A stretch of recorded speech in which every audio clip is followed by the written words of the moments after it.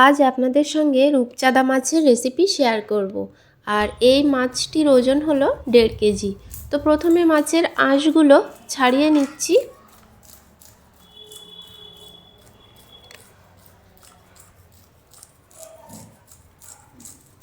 আঁশ ছাড়িয়ে নিয়ে মাছটা ধুয়ে নিয়ে এসেছি। আর এবার পাখনাগুলো কেটে নিচ্ছি।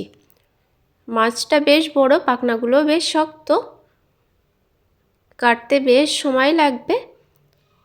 তো আস্তে আস্তে কেটে নিচ্ছি। এবার মাথাটা কেটে নেব। আর মাছের মাথাটা কেটে নিলে মাছটা কাটতে অনেকটাই সহজ হয়।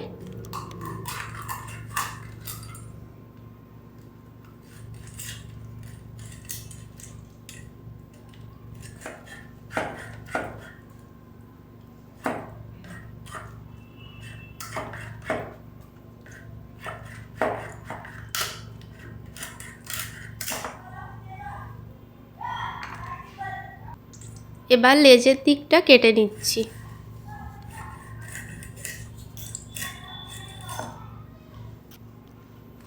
তিনটে ভাগে ভাগ করে নিলাম। এবার ছোট ছোট টুকরো করে কেটে নেব।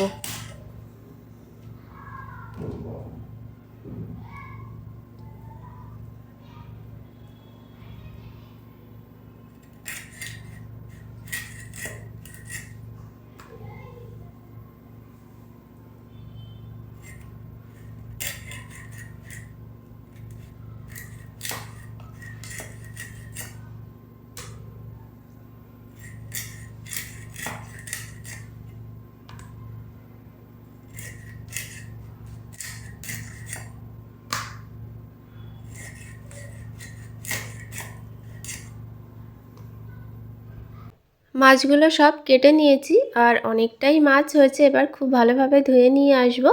এই মাছে খুব একটা বাদ যায় না, আর প্রচুর তেল আছে মাছটিতে।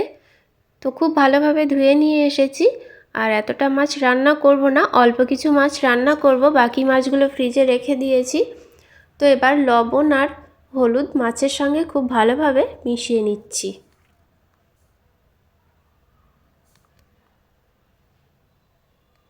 এবার কড়াইতে দিচ্ছি সাদা তেল।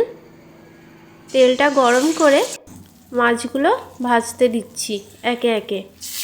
আর মাছগুলো একটু লালচে করেই ভেজে নেব।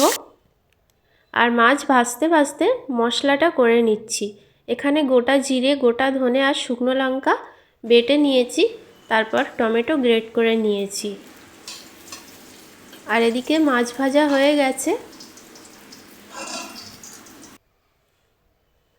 এবার দিলাম পেঁয়াজ কুচি। আর পেঁয়াজটা লালচে করে ভেজে নিয়ে এবার দিচ্ছি আদা রসুন বাটা। আদা রসুন বাটাটাও পেঁয়াজের সঙ্গে একটু ভেজে নিলাম। এবার গ্রেট করা টমেটো দিয়ে বাটা মশলা দিলাম, তার সঙ্গে হলুদ গুঁড়ো আর লবণ। এবার সব মশলাগুলো খুব ভালোভাবে কষিয়ে নিচ্ছি। আর বাটা মশলা দিলে মাছের ঝোলের স্বাদ দ্বিগুণ বেড়ে যায়। এবার দিলাম পানি। এবার খুব ভালোভাবে ফুটিয়ে নেব। আর ধনে পাতা নিয়েছি, এগুলো খুব ভালোভাবে বেটে নেব। তো এদিকে মাছের ঝোলটা বেশ ভালোভাবে ফুটে উঠেছে। এবার ভেজে রাখা মাছগুলো দিচ্ছি। আর তার সঙ্গে ধনে পাতা বাটা সেটাও দিচ্ছি। মাছের সঙ্গে একটু মিশিয়ে দিচ্ছি।